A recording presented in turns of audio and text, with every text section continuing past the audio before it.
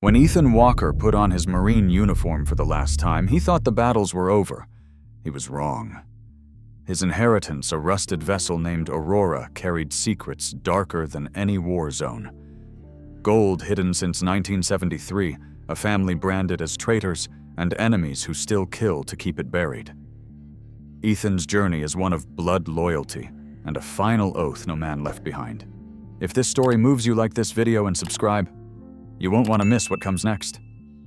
Ethan Walker was 26 years old when the phone call came a Tuesday morning in early autumn, when the sky above Norfolk carried that brittle light that made the ocean seem sharper, less forgiving. He had been awake since before dawn, as always, because sleep had never returned to him after Afghanistan. Some nights he would find himself sitting at the kitchen table of his rented apartment, coffee cooling in his hands, staring at the scars on his right leg, as if they belonged to someone else. On this morning, he was pulling on the faded sweatshirt with the Marine Corps emblem when the phone buzzed. Unknown number. He considered letting it go to voicemail. Debt collectors, old acquaintances with needs he couldn't meet. Nothing good ever came of strangers calling, but something in him, a discipline drilled deep, made him answer. Mr. Ethan Walker. The voice was male, crisp, professional, like a courtroom floor polished too smooth. Ethan straightened without meaning to, his hand tightening on the phone. Speaking. My name is Charles Denton. I'm with Denton & Howe Associates in Washington. I represent the estate of Sebastian Cruz. The name hit him like a cold wave. He knew the surname. His mother had carried it before she married. But Sebastian Cruz was not a figure in his life. His mother never spoke of her father. When Ethan had once asked about him years ago, she had pressed her lips tight, a single tear slipping down her cheek before she turned away. She never answered. Ethan had never asked again. I think you have the wrong person, Ethan said, his voice low, uncertain. Denton paused, papers rustling faintly in the background. No, Mr. Walker. Sebastian Cruz was your maternal grandfather. He passed away 6 weeks ago. You are named as the sole beneficiary of his estate. Ethan let out a short, humorless laugh. I don't inherit estates. You've got the wrong family. What you inherit, Mr. Walker, Denton continued smoothly, is a vessel. A yacht, specifically. Registered under the name Aurora. Currently moored at Harbor Point Marina in Chesapeake Bay. Documentation will be sent to you. Mr. Cruz left explicit instructions that the vessel should pass to you. Ethan stood in the dim light of his kitchen, the hum of the refrigerator loud in the silence that followed. He wanted to laugh again, to tell this stranger that he barely had money for gas, that his life was an endless loop of VA appointments, part-time shifts at the docks, and nightmares. A yacht. That was absurd. He owned nothing but an old truck and a closet of uniforms that no longer fit. Why would he leave me anything? Ethan whispered, more to himself than to the man on the phone. Denton's voice softened, though still distant, detached. I'm not privy to Mr. Cruz's personal reasons, but the Aurora is yours now. The slip fees are paid for the remainder of the year. I'll forward you the keys and legal documents. Good day, Mr. Walker. The line went dead before Ethan could protest. He stood there, phone pressed against his ear, long after the silence had set in. The name Sebastian Cruz echoed in his head, stirring memories that weren't his, but belonged to his mother's silence. He could picture her hands trembling the one time she had said, "Some things are better left buried, Ethan." The apartment around him felt suddenly too small, too heavy with ghosts. He pulled the sweatshirt over his scarred shoulder and sat heavily at the table. His coffee was cold. The scar tissue in his leg burned as though the past had been cut open again. Outside the streets of Norfolk carried on children heading to school ships, groaning at the dockyards. Ordinary life. But inside Ethan's chest, something shifted, something both unwelcome and inescapable. A yacht left to him by a man he had never met. A grandfather his mother had erased from memory. He thought about ignoring it, throwing the letter into the trash when it arrived, forgetting the call as if it had never happened. But Marines were trained to follow through even when the mission made no sense. He had lived his life obeying orders even after the Corps let him go. He rubbed at his leg the phantom ache of shrapnel, reminding him that choices had consequences, and sometimes silence killed more than bullets. He pictured the yacht, Aurora. The name carried weight. dawn light breaking over waterships, sliding out to sea, the promise of something more. His life had been pared down to survival, but now a door had opened unasked for. He could already feel its pull. That night he dreamt of the ocean. He dreamt of a figure he couldn't see clearly standing on a deck, wind tearing at a coat. The man turned his face in shadow, but in his hand he held something Ethan recognized with a jolt. A photograph. A woman holding a child. His mother. Himself. Ethan woke with his heart hammering salt taste on his tongue, as though he had swallowed seawater. The dream left him shaken, but he knew with the clarity of a man who had been trained to obey instincts honed in combat that he couldn't ignore the call. He had to see the Aurora. He had to know why. The letter from the law firm arrived 3 days later, a heavy envelope with neat black print that smelled faintly of dust and storage. Ethan carried it in his jacket pocket as he drove east toward Chesapeake Bay, the old truck rattling with every mile. He told himself it was nonsense, just a formality, something he could look at once and then walk away from. But something in the pit of his stomach told him he would not be able to turn back once he saw the vessel. The closer he came to the marina, the more the landscape changed. The neat rows of suburban houses gave way to weather-beaten clapboard homes, paint-peeling yards cluttered with fishing nets, and old boats turned upside down. The air smelled of brine and diesel, of tides pulling secrets up from the bottom. By the time he pulled into the cracked asphalt lot of Harbor Point Marina, the sky had already begun its descent into evening streaks of orange and purple sliding over the water. Ethan stepped out, the weight of his limp forcing him into a careful rhythm. The marina stretched in long wooden piers, some filled with sleek white yachts that gleamed like polished teeth, others lined with derelict shells whose owners had long since abandoned them. Aurora was at the far end, slip 34 alone, at the edge of a pier that sagged under the weight of years. He knew which one it was before he even read the numbers. She sat in the water like a relic dragged from a forgotten war, her paint-blistered hull streaked with algae windows broken or patched with plywood. The name was still visible on her stern letters, chipped but legible Aurora. Ethan's throat tightened in a way he couldn't explain. He took a step forward, his boots creaking on the planks, the sea slapping lazily against barnacled wood. That was when he heard the voice. She belonged to your blood. Ethan turned sharply. An old man stood 2 slips down, leaning on a cane carved from driftwood. His skin was a map of lines, his hair the color of salt, and his eyes sharp despite the weight of years. He watched Ethan with something between recognition and sorrow. "You're Cruz's grandson," the man said, not a question but a statement carved from certainty. Ethan felt his muscles tense. "You knew my grandfather." The old man shook his head slowly, gaze drifting toward Aurora. "Not him. His brother, Eduardo, your uncle." Ethan frowned. "I don't have an uncle." The old man's lips pressed together a thin line. "He died on that boat, and he didn't die natural. Remember that when you step aboard." Before Ethan could ask more, the man turned, limped away down the pier, his figure fading into the shadows of rigging and nets. Ethan's pulse thundered. He wanted to chase him, demand answers, but something rooted him in place. The wind picked up, carrying the creak of masts and the cry of gulls overhead. He turned back to Aurora. The gangplank groaned under his weight as he stepped aboard, the wood soft, in places threatening to give. Inside the cabin, the air was thick with mildew salt and something metallic. Dust lay heavy over every surface. Papers were scattered across the small galley table, their edges curled from damp. Ethan reached for the nearest his glove, brushing away grime. It was a photograph, yellowed and creased, but the image made his breath catch. A young girl no more than 5 standing on the very deck. He now stood upon her dark hair tied with a ribbon, her face serious but luminous. He knew that face.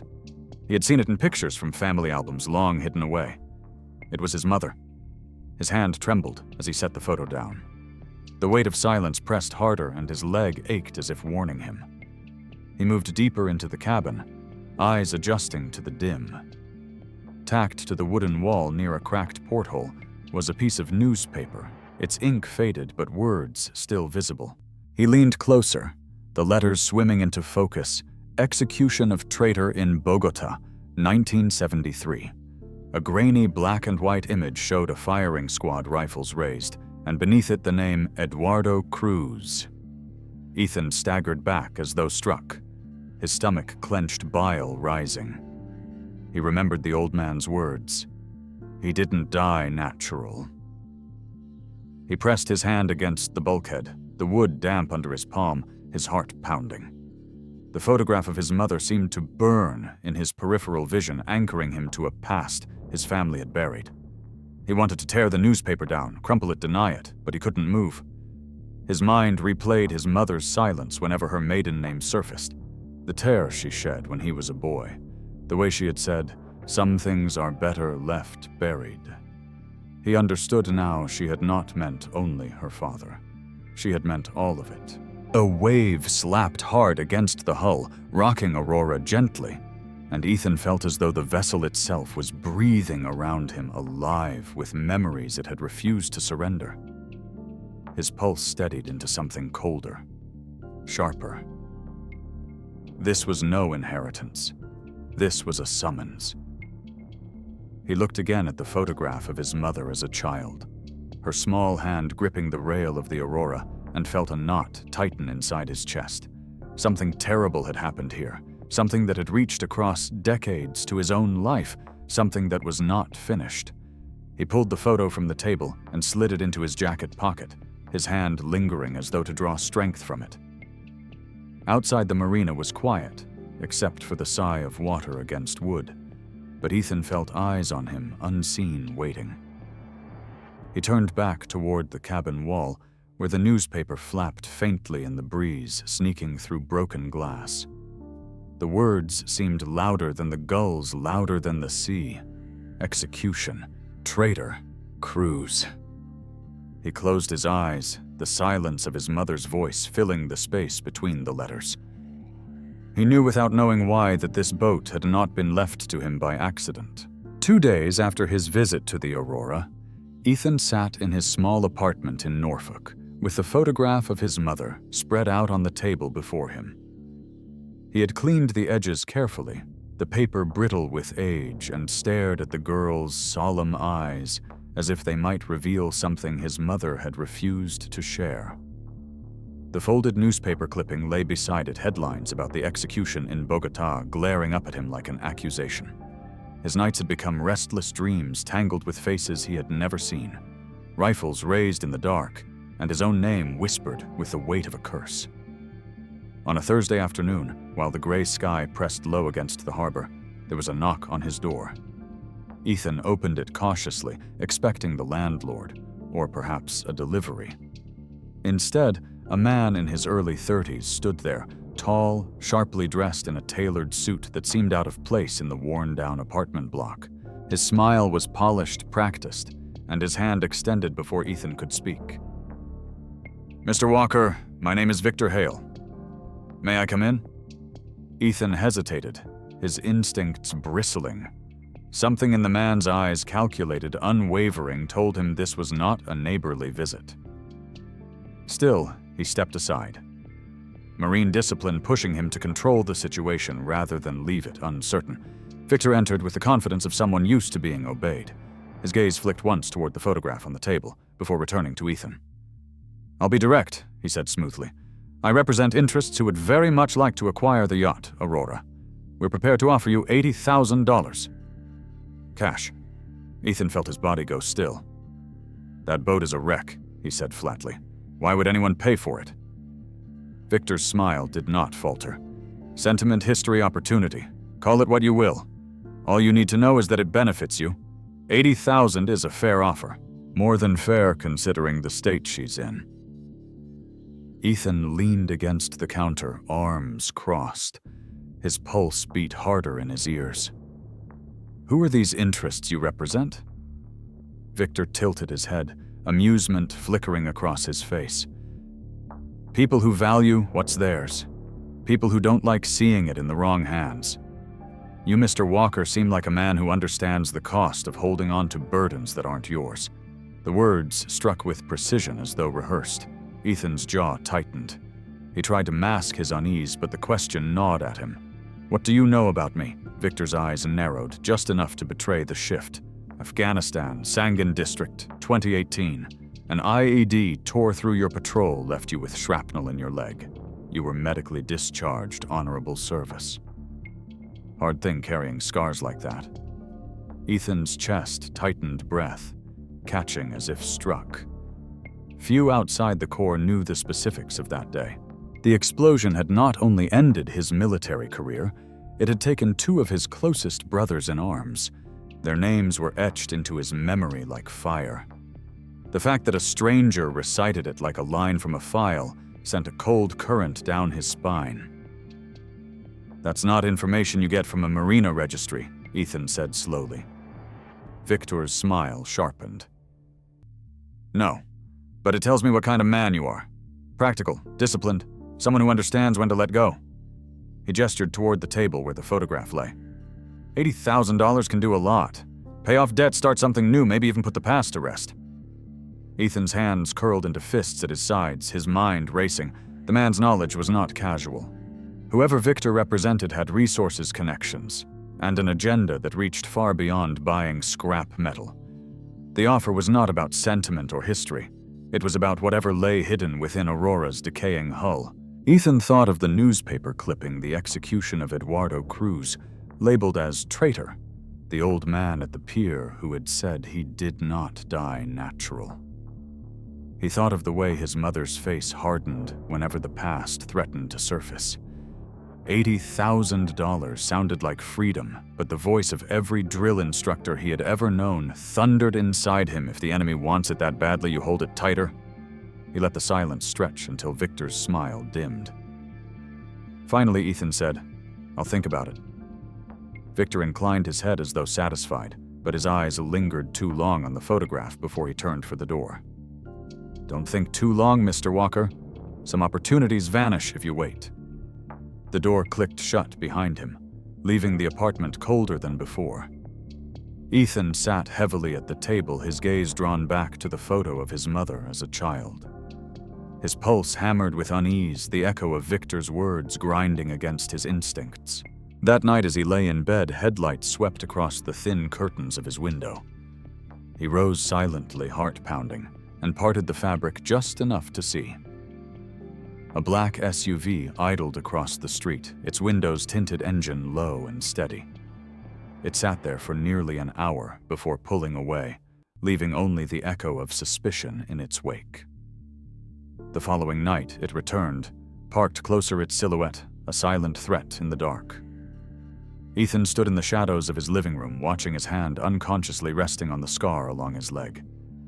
Something had been set in motion, something he had not chosen but could no longer escape.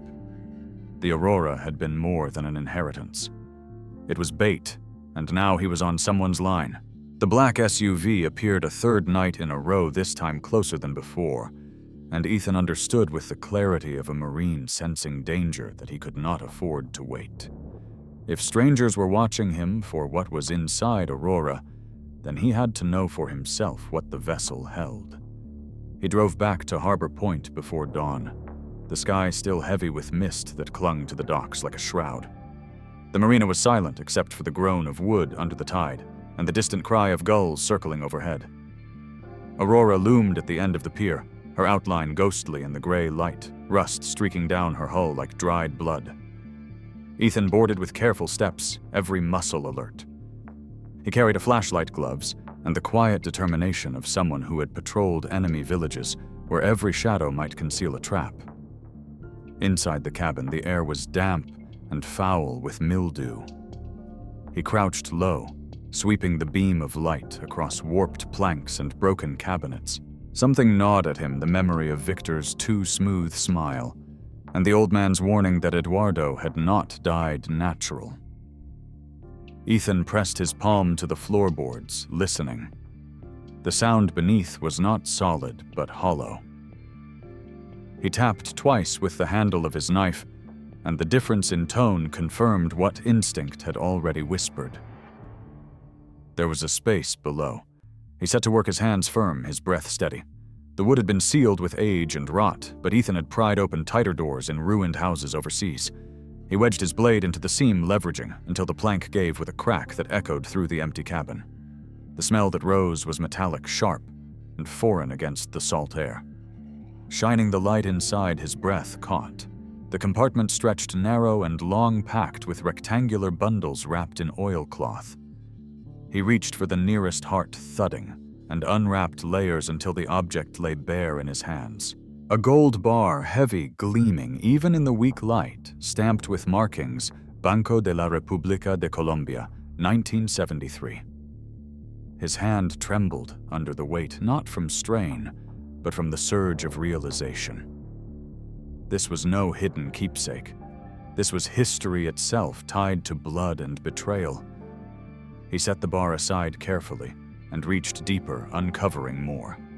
There were dozens, maybe more than he could count, stacked with precision. Yet amid the gold, his flashlight caught something else, smaller and made of wood. He pulled out a box, its surface stained, dark edges splintered from years of concealment. Lifting the lid, he froze. Inside lay a folded letter, the paper yellowed and brittle, the words in Spanish, still legible. Ethan's halting grasp of the language caught fragments. Find this. Return. Blood. Wasted. He pieced together the meaning, slowly sensing a plea rather than reading it clearly. The soldier's embrace was protective, desperate, as if he knew the world was already closing in. The corner of the photograph was stained, the faint shadow of dried blood smudging the edges. Ethan felt his throat tighten until it hurt to swallow. He traced the outline of the soldier's jaw, recognizing features that matched the family he had never known. Beneath the photograph, still fastened by rusted metal, was a military dog tag. He turned it over with shaking hands. Eduardo Cruz, his uncle, the man condemned as a traitor, executed in a foreign square, whose ghost had lingered in whispers and warnings.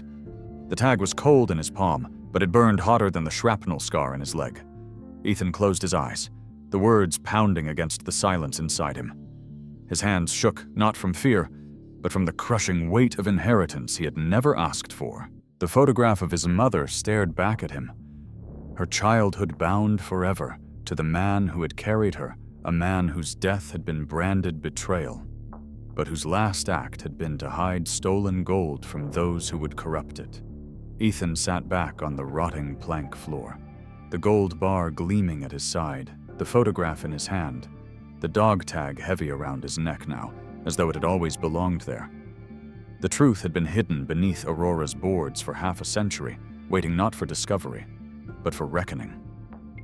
Outside, the mist thickened, and the sound of a boat engine rumbled faintly across the bay. Ethan froze his pulse, surging, as if the world itself had shifted in the moment he uncovered the past.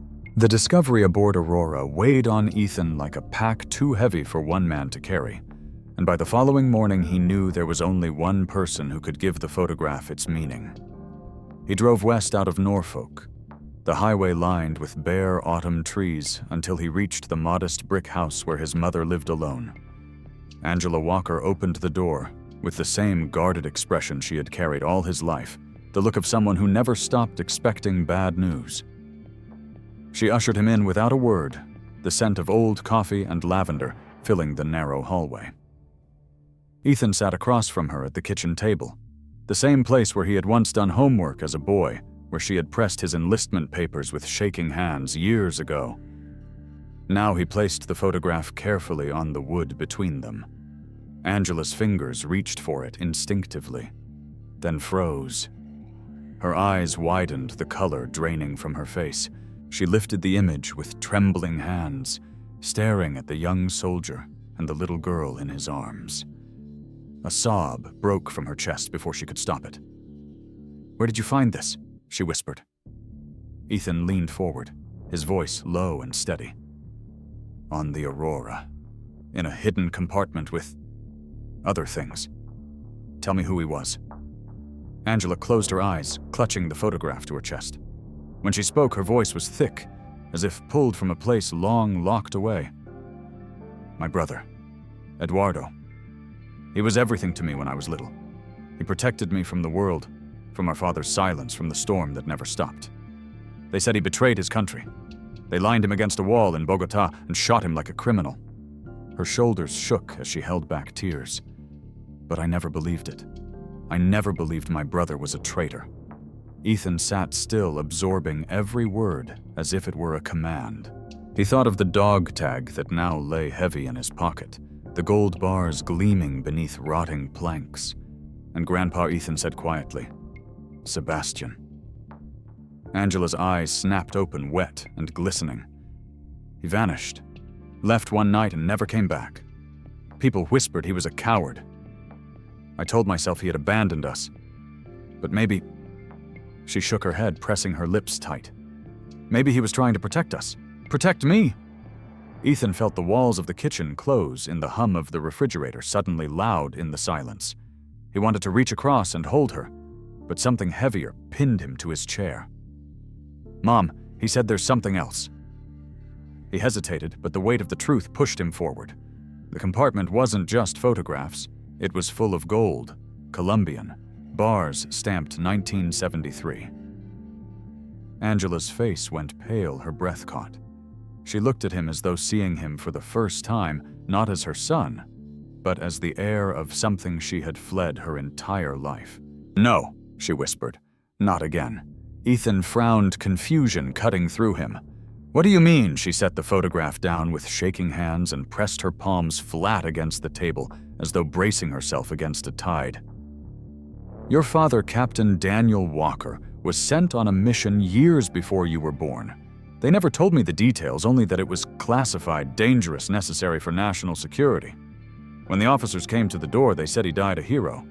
But I learned later from whispers from fragments that his mission was tied to the gold. The same gold Eduardo tried to keep hidden. Your father was sent to recover it, or to silence those who knew the truth. He never came home." Ethan stared at her, his chest tight, his lungs refusing to expand. The image of his father, a Marine he had idolized all his life, suddenly blurred into the same shadowed web that had claimed Eduardo. His jaw clenched as the realization carved itself into him. His uncle executed as a traitor, his grandfather vanished to protect his family, his father killed in a secret mission that carried no name. And now he himself had inherited the very vessel that hid the gold, the vessel that tied them all together. Angela's tears fell freely, now her voice raw. "Don't you see, Ethan? This is why I never spoke of them. This family's blood is tied to that gold.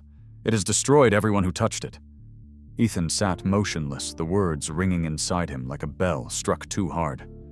He thought of the SUV outside his apartment, the businessman with knowledge he should not have had, the cold weight of the dog tag in his hand. He was not just stumbling into the past. He was carrying its burden forward. He understood with the painful clarity of a soldier seeing the battlefield too late that he was the next link in the chain. The legacy had not ended with his father or his grandfather. It had passed to him. The days after his conversation with his mother blurred into a haze of unanswered questions and restless nights. Ethan carried the dog tag in his pocket everywhere, its edges digging into his palm whenever his thoughts grew too heavy. He knew now that the gold hidden beneath Aurora was not simply treasure, but the remnant of a story that had consumed 3 generations of his family. His father dead on a mission no one would name, his uncle executed in a foreign square, his grandfather vanished into shadows, and his mother haunted by silence. One evening, as the sun dipped low over the harbor, Ethan returned to the marina, compelled by the pull of the vessel that had become both a curse and a compass. Aurora sat quiet at the end of the pier, her reflection broken on the water. He climbed aboard, intent on searching the compartments again, when he heard a voice behind him, raspy yet firm. "You walk like your grandfather." Ethan turned sharply, his hand instinctively brushing the knife at his belt. The elderly man with the driftwood cane from the marina stood on the dock, tall despite the weight of years, his back straight, his weathered face carved by wind and sea. His cap was stained with salt, and his hands bore the calluses of decades spent hauling lines. "Who are you?" Ethan asked, his guard high. The man stepped onto the gangplank with surprising steadiness. "Captain Moreno," he said simply. Ethan recognized him at once as the same old man with the driftwood cane who had warned him on the pier. I sailed with Sebastian, and I knew Eduardo. The names fell heavy between them. Ethan's heart surged, torn between suspicion and desperate need. You knew my Uncle Moreno nodded, his gaze steady. Better than the men who judged him. They called him a traitor, but he carried more honor than those who put him in front of rifles. Ethan gripped the railing, his voice rough. Tell me the truth. What happened? Moreno's eyes darkened with memory. He looked around the cabin before stepping inside, lowering his voice as though the walls still carried ears. The gold you found, it was not his crime. It was his shield. In 1973, the Americans and their allies in Bogota planned to funnel that gold into operations you'll never read about in history books. Coups, assassinations, the kind of wars fought in shadows. Eduardo learned of it. He was young, but he had fire. He took the gold from them not for himself, but to deny them. He swore he would return it when his country could breathe free. Ethan listened, every word piercing deeper. Moreno's gaze fell to the floorboards, his voice thickening. But they caught him. Not in Colombia, no. Right here on this very deck. They brought him back in chains. I was there. They beat him until he could not stand, demanded he confess. They wanted to stage him as the thief to wash their hands clean. He refused. He spat blood in their faces. And here Moreno's hand trembled as he touched the rotted plank. Here he took his last breath. They killed him on Aurora, then carried his body south and staged a firing squad to make it look like justice. The newspaper showed Bogota, but that was a performance. The truth, Walker, is they killed Eduardo here on this deck. What the world saw was theater. What I saw was murder. The world saw a traitor fall. I saw a patriot silenced. Ethan's chest ached, the weight of the revelation suffocating. The photograph of his mother in Eduardo's arms burned in his memory, now bound to the truth of a man tortured and broken where Ethan now stood. Why tell me this now? Ethan asked, his voice tight. Moreno studied him, eyes sharp despite the years. Because Sebastian is gone. Because your mother buried the truth to survive. Because the world forgets too easily. But you... He reached into his coat and pulled out a small, battered cassette tape. The plastic yellowed, the label scrawled in Spanish. Eduardo recorded this the night before they came for him on Aurora. He asked me to keep it safe until the time was right. He placed it in Ethan's hands. Ethan stared at it, his breath shallow, his fingers brushing the worn edges. Moreno's voice softened. He speaks to you. Listen, and you will understand. That night back in his apartment, Ethan found an old player and slid the tape inside with hands that shook, more than he wanted to admit. Static filled the air before a voice broke through, strong, yet frayed with fatigue. If one day this reaches you, my blood, then it means I failed, but my hope did not die. They will call me a thief, a traitor, but listen well. The gold does not belong to them. It does not belong to tyrants or men in shadows. It belongs to the people, to a future they tried to steal. If you hear me, keep the oath. This gold must never fall into the hands of thieves. Do not let this blood be wasted.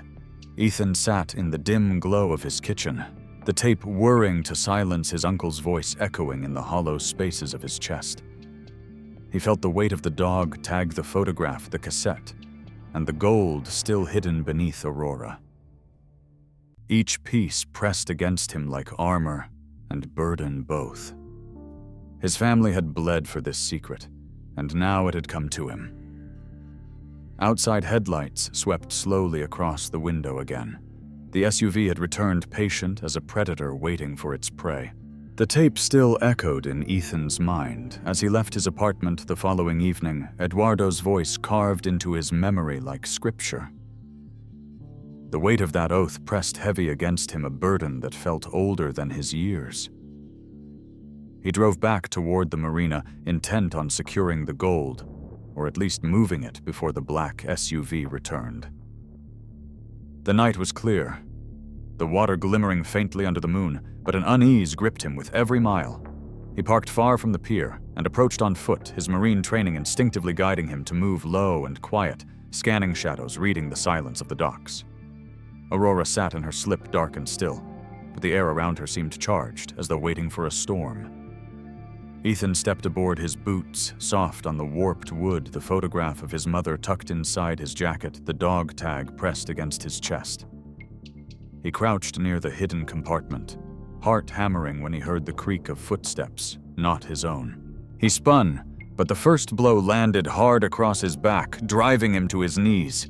Flashlights burst around him, white beams blinding in the dark. Figures moved fast, shadows converging, and then Victor Hale stepped into the light, his suit immaculate even among the salt and rust. "Mr. Walker," Victor said with that same polished smile, "you should have taken the offer." Two men hauled Ethan up, pinning his arms. Their fists landed heavy, cracking against his ribs, his face tearing at the fabric of his worn canvas jacket, the one he wore on the docks. Blood filled his mouth, salt and iron mingling on his tongue. He staggered, but refused to bow. Victor's voice cut through the pounding in his ears. "Where is it? Where is the gold?" Ethan spat blood onto the deck, his jaw locked. "It doesn't belong to you." Victor's smile thinned, his eyes sharpening. "You think it belongs to you? To some memory of men long dead? No, Mr. Walker. It belongs to power. It always has." The men dragged Ethan toward the cabin, forcing him down against the boards, his cheek pressed to the wood, where Eduardo had died decades earlier. The irony was not lost on him. History had a way of circling back with cruel precision. His vision blurred, but through the haze he remembered the words etched into his soul during boot camp, words that had carried him through the desert and back, no man left behind. He whispered it now, not as a plea, but as a vow. A sudden shout broke the night, sharp and urgent. Through the chaos, Ethan thought he heard a familiar voice shouting from the docks, a voice he had not heard in years but could never forget. Then a figure burst from the shadows at the edge of the pier, moving fast despite a limp that mirrored Ethan's own. Mason. His old squad mate, the one who had pulled him from rubble in Sangan, the one he had not seen since the VA hospital. Mason fired twice the crack of the weapon echoing across the water. One of Victor's men fell, another staggered, and chaos erupted. Ethan wrenched free, pain tearing through his side, and lunged toward the compartment. He had seconds, maybe less. Mason's voice cut through the fray. "Move of Walker." Ethan's hands clawed at the planks, dragging free a bundle of the gold, its weight nearly breaking him. He turned, but the night erupted with gunfire. Mason cried out, stumbling back as a round tore through his shoulder. He fell hard against the railing, his weapon clattering to the deck. Ethan roared the sound, more primal than human, and dragged himself toward his brother in arms. He pulled Mason back, shielding him as bullets splintered wood around them. The SUV headlights flared at the pier, more men closing in. Victor stood tall among the chaos, his voice cold. "Take what you can. Burn the rest to cover our tracks." Ethan's chest seized at the words. He forced Mason toward the gangplank, his arm wrapped tight around him. But in the scramble, he saw Victor's men breaking open the compartment, hauling out the bars of gold like carrion birds stripping a carcass. His stomach twisted with rage and despair. The legacy, the oath slipping through his fingers. A flash of fire tore across the cabin as one of the men hurled a canister, flames leaping along the wood with hungry speed. Aurora groaned, her old bones shuddering the heat driving smoke into Ethan's lungs. He coughed, dragging Mason down the pier as the boat behind them began to burn. Firelight illuminated Victor's face, calm and composed even as destruction consumed the vessel. "You can't protect it, Walker," he called across the chaos. "You can't protect anyone." Ethan lowered Mason gently behind a crate, blood soaking through his friend's sleeve. Mason's eyes were glassy, his breath ragged, but he managed a grim smile. "No man left behind, brother." Ethan's chest clenched with fierce pride and grief. The flames rose higher, the sound of timbers splitting, gold bars vanishing into the hands of enemies. Aurora shuddered under the assault, her history cracking apart. Ethan pressed his hand to Mason's wound, his own body battered and bleeding, his spirit burning hotter than the fire behind him. In the chaos, he managed to hurl one small bundle of gold into the back of his truck, the act barely conscious as he dragged Mason toward safety. The night was filled with smoke, gunfire, and the groan of a dying ship. But in his heart, Ethan knew this was only the beginning of the battle. Smoke from Aurora still clung to Ethan's clothes as he drove through the dark streets with Mason slumped against the passenger seat, his friend pale and bleeding, his eyes half closed. Ethan pressed harder on the gas, every red light ignored, every second stretching too long. He got Mason to the VA emergency ward, carrying him inside with the last of his strength. Doctors rushed forward, pulling Mason from his arms, voices calling out numbers and commands. Ethan stood there, chest heaving, the image of gold bars disappearing into Victor's hands, burning into him like a wound. Hours later, he sat in a waiting room, blood dried on his knuckles, his head bowed. When the surgeon finally came out, the words were measured. Mason was alive but critical. He would need more surgeries, more time, more resources than either of them could afford. Ethan felt the crushing weight of it all, pressing down harder than any battlefield ever had. By morning, he knew he had to act. He retrieved the bundle he had managed to save, the one he had shoved into his truck, before dragging Mason off the pier, heavy and gleaming beneath layers of cloth. He wrapped it tighter, as though concealing it might somehow lighten its burden. With the gold in hand, he sought out the only person he thought might bring the truth into daylight. Lena Brooks was a journalist he had once met briefly during a veterans fundraiser, a woman with sharp eyes and a voice that carried conviction. She worked in Washington now, known for digging into stories others tried to bury. He found her office, its shelves lined with files, photographs, stacks of notes.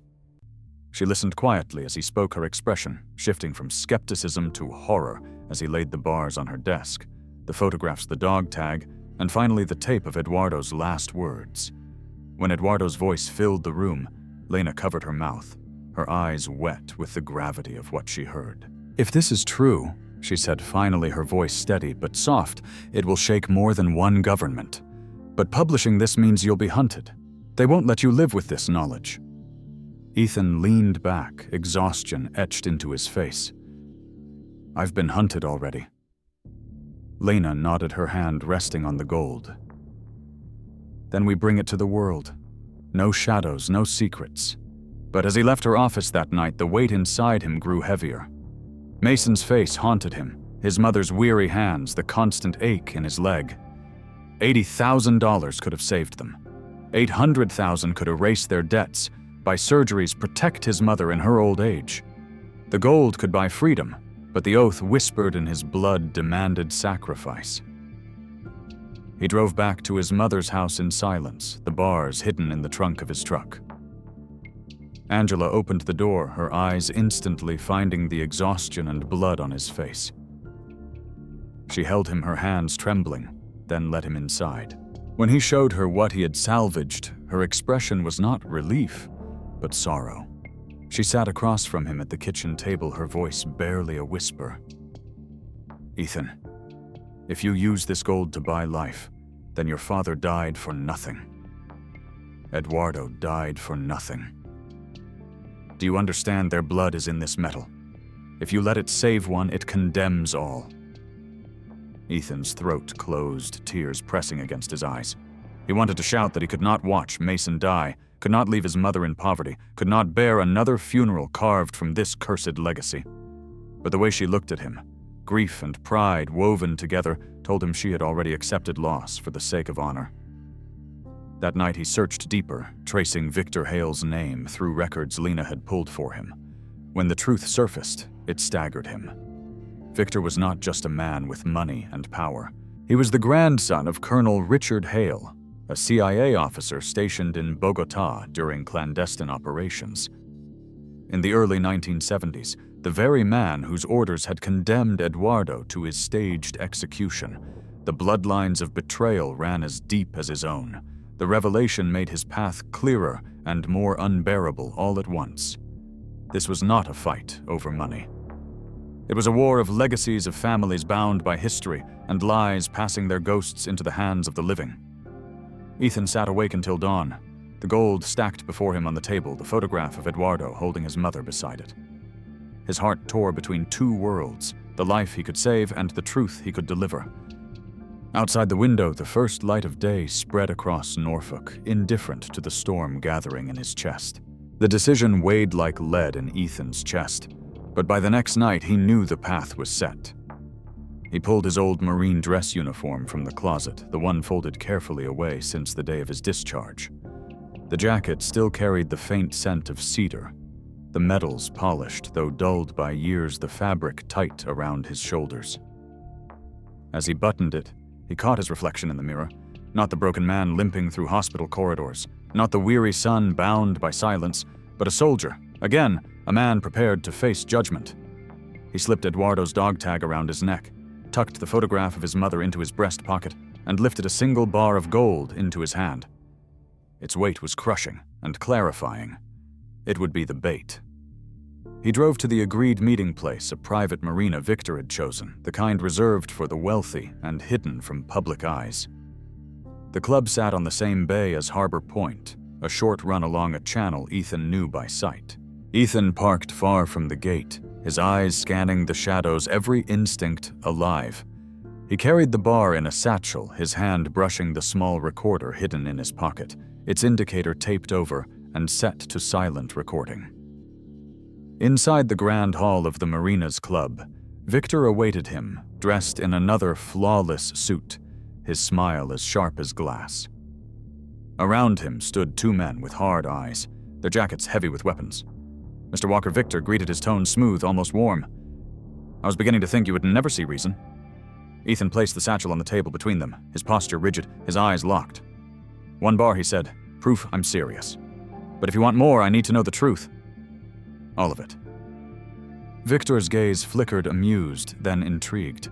He leaned closer, his voice dropping. "You want history very well. My grandfather, Colonel Hale, ordered Eduardo Cruz silenced. Not because he stole gold, but because he defied an empire. We took the gold to fund what had to be done to shape the world.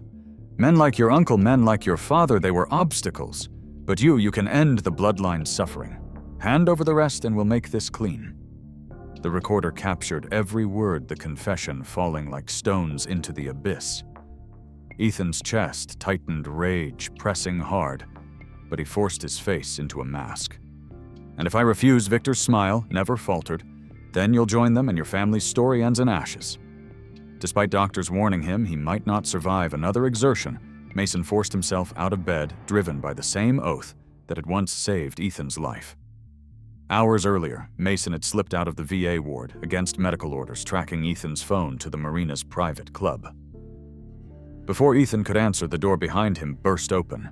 Mason stumbled in pale, his shoulders still bandaged, his eyes burning with determination. He raised a pistol, his voice rough but steady. "No man left behind Walker." Chaos erupted. Gunfire shattered the silence bullets, tearing through glass and wood. Ethan dove for cover, the gold bar clattering across the floor. Mason fired again, dropping one of Victor's men before collapsing against the wall, his body trembling from blood loss. Ethan returned fire, his aim steady, despite the pounding in his chest.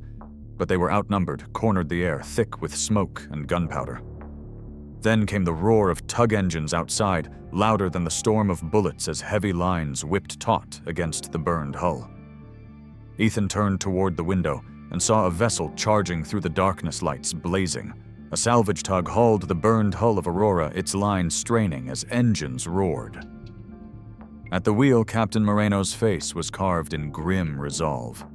When the tow line was cut, the scorched hulk drifted free, carried by the tug's momentum, and slammed into the side of Victor's sleek yacht, moored beside the dock. The impact shook the ground, the sound like thunder breaking the sky. Fire exploded across the pier, men screaming, water surging with debris. Ethan's heart clenched as he realized what Moreno had done. The captain had chosen sacrifice, driving Aurora to her death to stop Victor's escape. The shockwave threw Ethan against the wall, pain searing through his ribs. He crawled toward Mason, dragging him back, even as flames licked closer. But another shot rang out sharp and merciless. Ethan gasped as fire tore through his side, the world tilting the floor slick beneath him. He collapsed onto the deck, his vision narrowing, his breath ragged. His hand fumbled into his pocket, pulling free the photograph. His mother as a child held by Eduardo, their faces frozen in time. Ethan pressed it to his chest, his blood smearing the edges, his grip unyielding. Above him, Victor's voice called out through the smoke, furious but faint, the battle still raging.